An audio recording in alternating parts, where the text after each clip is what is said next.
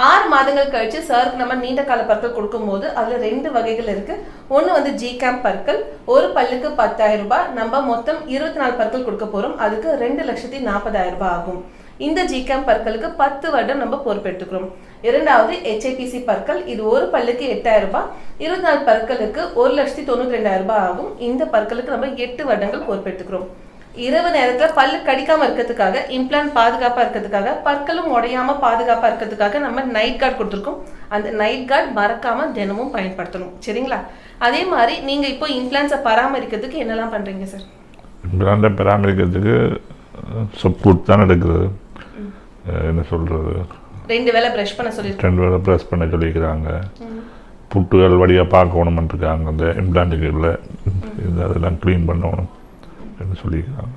Okay sir. அதே மாதிரி vitamin D மாத்திரைகள்லாம் கொடுத்துருக்கோம், அதெல்லாம் எடுத்துட்டு இருக்கீங்க இல்லையா? ஓகே. உங்களோட புன்னகை உங்களுக்கு ரொம்ப பிடிச்சிருக்கு இல்லையா? அப்போ சிரிச்சு காட்டுங்க சார்.